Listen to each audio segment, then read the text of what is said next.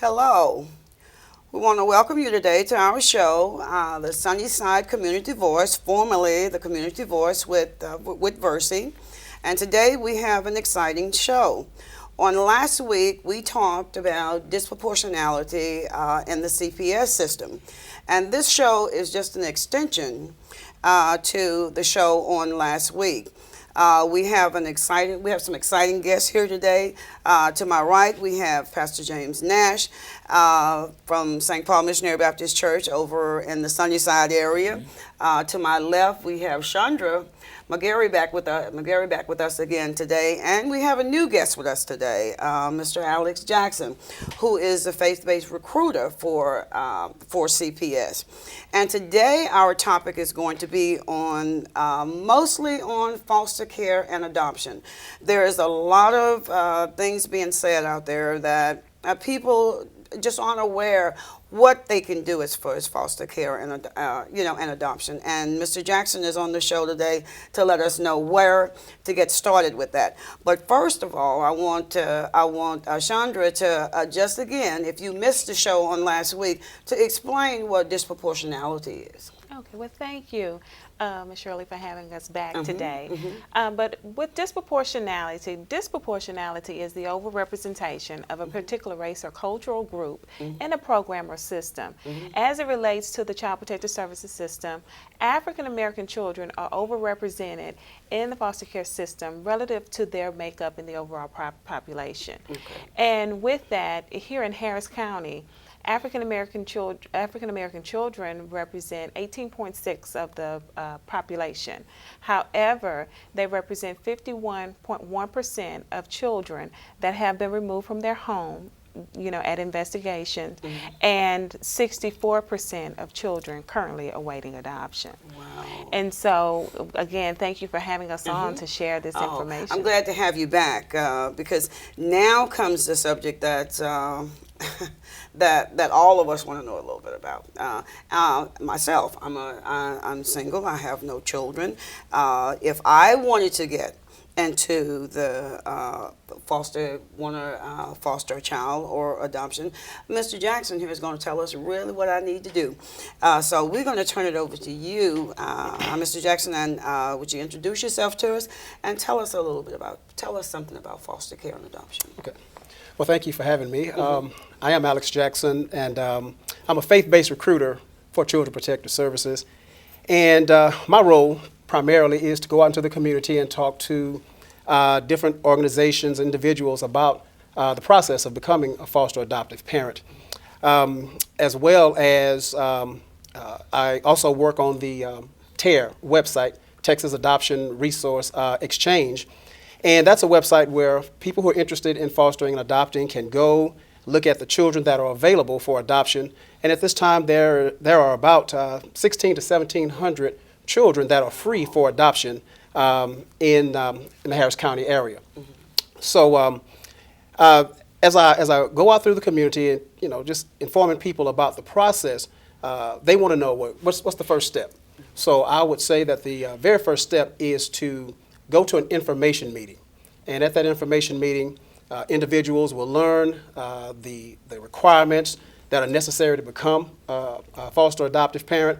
They'll get information on their home dynamics, the size of the homes, the children that are available, and just what's required, the minimum requirements to become a foster adoptive parent. Okay, Pastor Nash, I know this is something that's dear to your heart, and there are a lot of questions that you yourself had about that large number of kids being out there for adoption. Do you have any questions for Mr. Jackson? First of all, I think Mr. Jackson will come in and trying to thank God for you again. What I want to know, I want you to do this for us. I want you to talk to the audience. You are our guest today. Okay. And tell them what they need to do, the process of, if they want to get started. How do they get started in the adoption process? Because there's so many myths and people talking about, one person might give you one angle, another angle.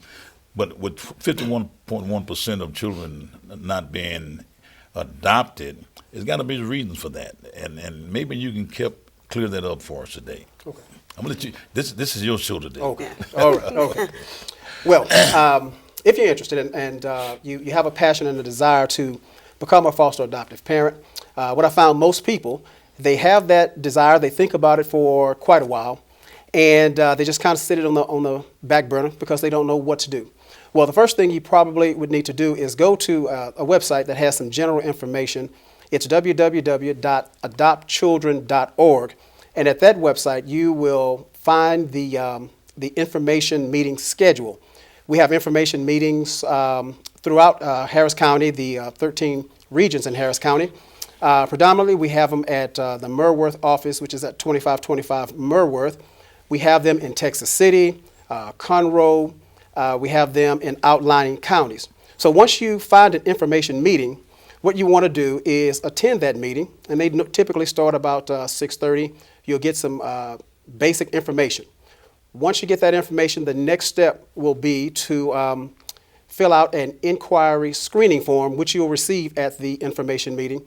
You complete that, you fax that back into us.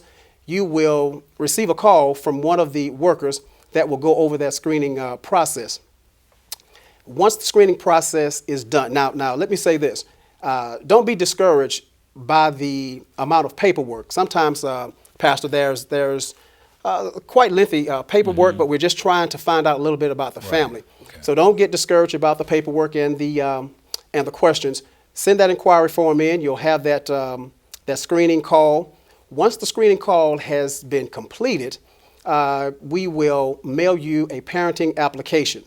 Again, don't get afraid of the application. It's just general information about you so that we can get to know you, get to know your family dynamics, your financial situation. And once you complete that, we will take that information. Once we receive your application back, we will take that information and run typically 3 background checks having to do with family protective history, if there's any history with CPS, and criminal history. Now, let me say here, don't let the criminal history, if there happens to be some unfortunate maybe spots in your criminal in your background, don't let that deter you, because for the most part, we will try to work with most situations. Okay. So once you get that application back in and we run those background checks, then the exciting part happens. We invite you to what we call a PRIDE training service. It's the pre-service training for potential foster adoptive parents. That PRIDE training is about 35 hours of training, and it's an exciting time to learn about how to be a really good foster parent or adoptive parent, in-depth information about how to work with CPS workers and things of that nature. So once they go through that PRIDE session, we have several things that you'll have to do. Do I need to go into all just the little details? Okay. All right. Once you get through the PRIDE session, there will be a home study done. Someone will come out to your home and just kind of speak with you, and they'll do that home study. When your home study is completed, it'll be mailed back to us or sent back to us. We'll review it. We will sign off on it. You'll get your license. So that's pretty much the overview of the process. So if for instance, when does it come into play when you get a chance to meet the kids you're trying to adopt? Okay. Good question. So once you actually can see some of the children on the TARE website, Okay. as I said, the Texas Adoption Resource Exchange website. You go to that website and you can view some of the kids there. But once you get licensed, if you're fostering to adopt, you will get a call from caseworkers or investigators, and they'll have certain children that they would need a place to put while the parents are working out whatever their issues are. You'll get to meet the children then.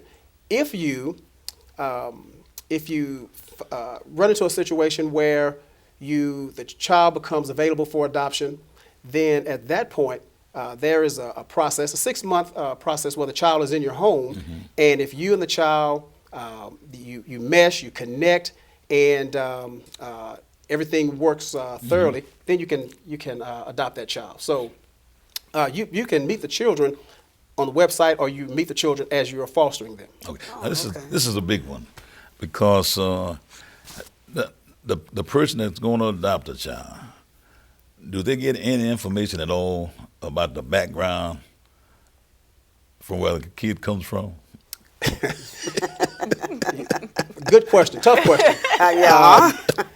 Typically, let's just say you get a call as a foster parent. Once you're licensed, you get a call, and they say, we have a child. Are you able to accept that child? What will happen, you can ask questions of any of the CP workers. Right, okay. You can ask them, what's the child's background, what is the situation, and they'll give you that basic information. Now, when you get ready to adopt, there is a file that we will give you on the child. It's a redacted file, which means the identifying information is, of course, blacked out, and you can read the child's history and find out a little bit about their medical history and things of that nature, so that you can make an informed decision about if this is the right child for you to adopt. Well, I really appreciate that because, it would be a great concern. Right. What am I getting? Right, absolutely. So that's very important. Now, I don't want to take your show. Yeah. Well, it's okay, Reverend. This is an informative show, Yeah. and we all Very much have so. we all have questions here. My question would be, okay, I've gone through that process. I'm in my 6-month period with the child. The child is in the home with me. You're trying to figure out now whether I'm going to, if this is going to be a good match here for the child. During that process, are you all monitoring us at that time? You all are. Do you just put the kid there and leave him there, or is CPS monitoring what's going on? And the reason I ask that question is because I've heard all kind of things where they just throw them out there and just leave them with you, and then if you don't want them, you just give them back. I got to believe that that's not the way that process is. Right. Good question. I'll tell you. Let me just say it like this: you will be pretty much monitored from the day you step through the door in the information meeting, because in the information meeting, I'm assessing how they interact even in the meeting. Right. Oh, okay. So there will be someone monitoring you through the training, assessing personalities and likes and dislikes. Once you are licensed, you will get a caseworker.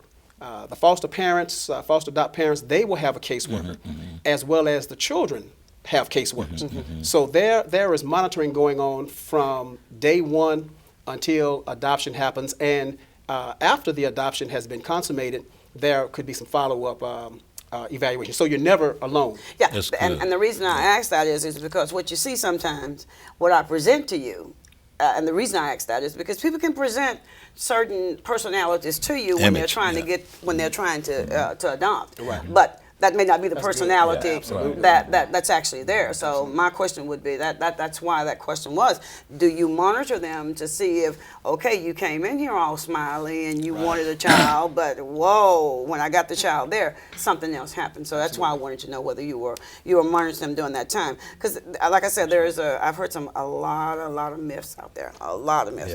A lot of myths out there. Another question is does income play a part in this? Well, our minimum standard is, minimum requirement is that the family be self-sufficient. Okay. That's pretty much. Now, what self-sufficient is, the simplest definition is, can you take care of your monthly obligations on your own? Okay. And if you can, finances shouldn't be an issue. The state does have a reimbursement we call it reimbursement for foster care, and it's a reimbursement because when the children come to you, sometimes they'll come with very little. Sometimes they could come with some clothing items, some toys. Sometimes they come out of a situation where all they have are just a few things, just clothes on their backs.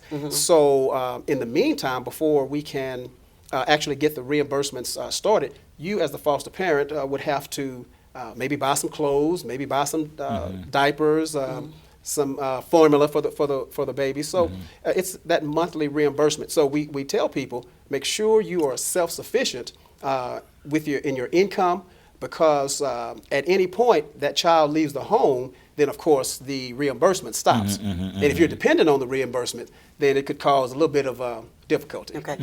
The other thing is that this is not a quick process. I'm seeing I've heard it goes very quickly. I see that it's not a quick process. Once you have adopted a child,